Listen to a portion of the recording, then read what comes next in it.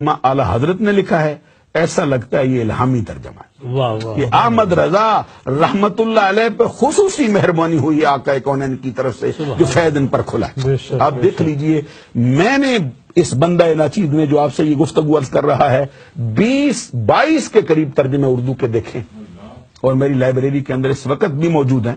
تو میں نے اگر اللہ تبارک و تعالیٰ کی شان کے بارے میں بھی ترجمے دیکھیں تو جو شخص توحید کا پرستار ہو، توحید کا چاہنے والا ہو، وہ ان ترجموں کو دیکھ کر لاہور پڑھنے کے لیے تیار ہو جائے۔ اللہ، میں نام نہیں لیتا، شاید یہ ہماری گفتگو کے اس طرح جو ہے وہ پسند نہ کیا جائے، صرف اتنا عرض کرتا ہوں، یہ سورہ بقرہ کے آغاز میں دیکھ لیجیے، اللہ یستہزئ بہم، اس کا ترجمہ جو کیا گیا ہے، ایک نے کیا اللہ تعالیٰ ٹھٹھا کرتا ہے، دوسرے نے کہا اللہ ان سے مذاق کرتا ہے، تیسرے نے کہا اللہ ان سے ہنسی کرتا ہے، تیسرے نے کہا اللہ ان سے مخول کرتا ہے، تیسرے نے کہا اللہ ان کو بناتا ہے۔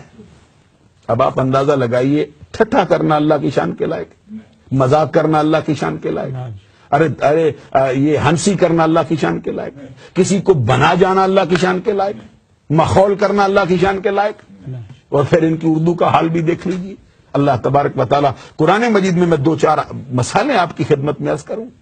حضرت موسیٰ کلیم اللہ اپنی قوم سے کہتے ہیں وَإِذْ قَالَ مُوسَىٰ لِقَوْمِهِ إِنَّ اللَّهَ يَأْمُرُكُمْ أَن تَذْبَحُوا بَقَرَةً، یاد کیجئے جب موسیٰ علیہ السلام نے اپنی قوم سے کہا اللہ تمہیں حکم دیتا ہے گائے ذبح کرو، اس کے جواب میں قوم نے کہا أَتَتَّخِذُنَا هُزُوًا، اے موسیٰ علیہ السلام کہیں آپ ہم سے مذاق تو نہیں کر رہے، کہیں آپ ہم سے ٹھٹھا تو نہیں کر رہے، کہیں آپ ہم سے ہنسی تو نہیں کر رہے۔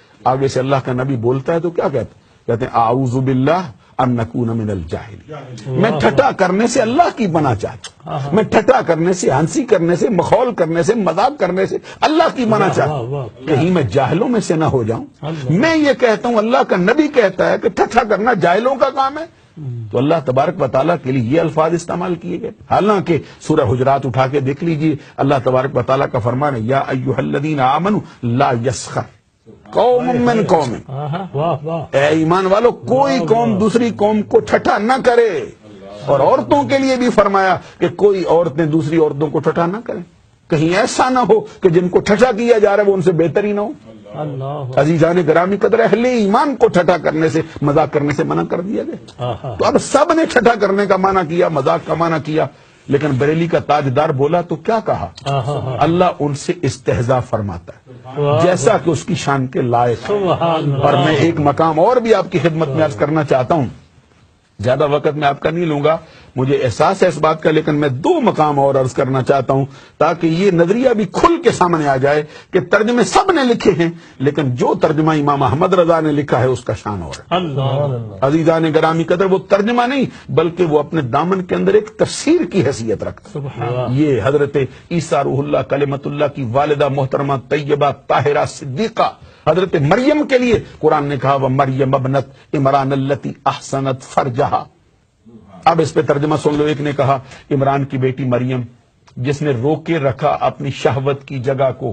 استغفر اللہ، اب کوئی ذی شعور جو اردو ادب کو سمجھتا ہے، جو ان الفاظ سے آگاہ ہے، اس سے پوچھ کے دیکھو یہ کس قدر عریاں ترجمہ ہے، کس قدر ننگا ترجمہ ہے کہ عمران کی بیٹی مریم جس نے روکے رکھا اپنی شہوت کی جگہ کو۔ ہم پوچھتے ہیں بتاؤ خواتین کے سراپے میں کوئی مخصوص چیز ہوتی ہے بچانے والی؟ یہ سر کے بالوں سے لے کر پاؤں کے ناخنوں تک ہر شے پردے میں رکھنے والی ہے۔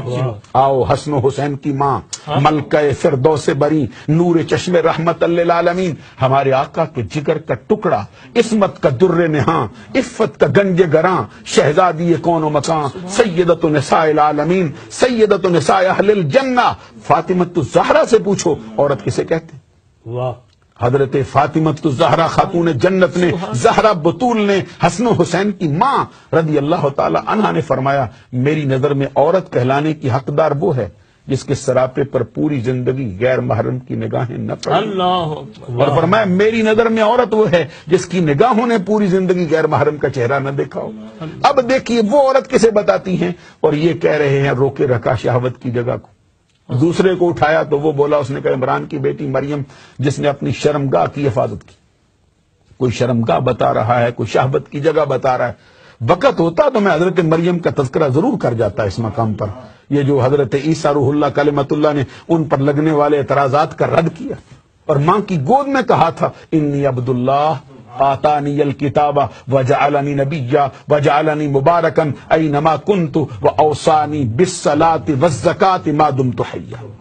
حضرت عیسیٰ روح اللہ کلمۃ اللہ کی والدہ کے لیے جب یہ الفاظ کہے گئے تو پھر بریلی کا تاجدار بولا ہے اور کوئی نہیں بولا, سبحان اللہ. نقی علی خان کا لخت جگر بولا ہے اور کوئی نہیں بولا. سبحان اللہ. انہوں نے فرمایا آؤ ہم بتاتے ہیں اس کا معنی کیا ہوگا. سبحان اللہ. پھر وہ معنی کر کے کہہ گئے. فرمایا عمران کی پاکیزہ بیٹی مریم جس نے اپنی پارسائی کی حفاظت کی. سبحان اللہ. سبحان عمران اللہ. کی پاکیزہ بیٹی مریم جس نے اپنی پارسائی کی حفاظت سبحان کی. اللہ. اور میرا دل چاہتا ہے میں شعر پڑھوں جو پہلے مولانا صدیقی صاحب نے پڑھے ہیں. جی جی جی. شرک تھا جب ناز کرنا احمد مختار پر, جی. نکتہ چی تھے لوگ علم سید ابرار پر, ہر ولی ہر غوث کو بے دستو پا سمجھا گیا, یا رسول اللہ کہنے پر بھی تھا فتویٰ شرک کا, کفر پر ایک دن مشیت کو جلال آ ہی گیا, آخر میرے آقا کی محبت کا سوال آ ہی گیا, صورت تسکین کی نکلی دل سیماب سے, آخر ایک کرن پھوٹی چرخ پر مہتاب سے, اس کرن کو اہل دین احمد رضا کہنے لگے, اللہ. امت ختم الرسل کا ناخدا. سبحان اللہ. عزیزان گرامی قدر وعدہ کیا تھا. ایک آیت اور بتانا چاہتا ہوں. جی جی. یہ قرآن مجید میں سورہ فتح کا پہلا حصہ اٹھا کے دیکھ لیجئے. انا فتحنا لک فتحا مبینا لیغفر لک اللہ ما تقدم من ذنبک وما تاخر. اس کا ترجمہ عام ترجمہ کرنے والوں نے یہ کیا, اے نبی ہم نے تیرے لیے کھلی فتح کو کھول دیا اور تیرے گناہ جو تو نے پہلے کیے وہ بھی بخشے اور جو تو بعد میں کرے گا وہ بھی بخشے. استغفر اللہ. تو ہم نے کہا چلو استاد صاحب سے پوچھ لیتے ہیں, یہ تو شاگرد کہتا ہے. تو استاد بولا تو اس نے کہا اے نبی ہم نے تیرے لیے کھلی فتح کھولی اور تیری خطائیں جو تو نے پہلے کی وہ بھی بخشی, جو تو بعد میں کرے گا اس کو بھی بخشی. استغفر. حالانکہ اہل اسلام کا نظریہ یہ ہے ان الانبیاء کلہم معصومون عن الخطاء عن الصغیرۃ والکبیرۃ من قبل النبوۃ وبعد النبوۃ. اللہ کے سارے نبی گناہوں سے پاک ہیں, چھوٹے گناہوں سے بھی پاک, بڑے گناہوں سے بھی پاک, اعلان نبوت سے پہلے بھی پاک, اعلان نبوت کے بعد بھی پاک. اب یہ کیا ترجمہ کیا جا رہا ہے, کوئی نبی کو گناہ گار کر رہا ہے, کوئی نبی کو خطا کار ٹھہرا رہا ہے. فتح مکہ کی خوشخبری کیا ملی ہے کہ نبی صلی اللہ علیہ وسلم کو خطا کار اور گناہ گار کہہ کے بلایا جا رہا ہے. ایسے موقع پر جب کوئی بولنے والا نہ تھا تو پھر نقی علی خان کا لخت جگر ہمارا امام احمد رضا بول رہا تھا اور بول کے فرمایا آؤ ہم ترجمہ کرتے ہیں, اور صرف عقیدت سے نہیں, صرف محبت سے نہیں, بلکہ سمجھ بوجھ کے کرتے ہیں اور بتاتے ہیں کہ لیغفر لک اللہ ما تقدم من ذنبک وما تاخر. جو لام یہاں پہ آیا ہے, لام ایک معنوں کے لیے استعمال نہیں ہوتا بلکہ لام عربی زبان میں 5 معنوں کے لیے آتا ہے. لام بہر اختصاص و عاقبت علت قسم زائدہ ان را مرادف بعد قول بے ریا. تو لام یہاں جو استعمال کیا گیا سببیت کے لیے ہے. اعلیٰ حضرت ترجمہ کرتے فرماتے ہیں اے محبوب ہم نے تیرے لیے روشن فتح کو کھول دیا اور تیرے سبب سے تیری امت کے پہلے گناہ بھی بخشے, تیری امت کے بعد والے گناہ. سبحان اللہ. سبحان اللہ کہنے والی بات ہے. عزیزان گرامی قدر اعلیٰ حضرت, اور پھر اللہ تبارک و تعالیٰ تو خود فرما چکا والا سوف یؤتیک ربک فترضی. اے محبوب ان قریب آپ کا رب آپ کو اتنا دے گا کہ آپ اپنے رب سے راضی ہو جائیں. تو اس وقت پھر پوچھا تھا صحابہ کرام نے سرکار سے, آقا بتائیے اپنے رب سے کیسے راضی ہوں گے؟ جواب میں آقا کونین صلی اللہ علیہ وسلم نے فرمایا میں اپنے رب سے اس وقت تک راضی نہیں ہوں گا جب تک کہ میری امت کا آخری فرد بھی دوزخ سے نکال کے جنت میں داخل نہ کیا. اسی پر اعلیٰ حضرت امام احمد رضا نے کہا خدا کی رضا چاہتے ہیں دو عالم, خدا چاہتا ہے رضائے محمد. خدا کی رضا چاہتے ہیں دو عالم, خدا چاہتا ہے رضائے محمد. سبحان اللہ. دل میں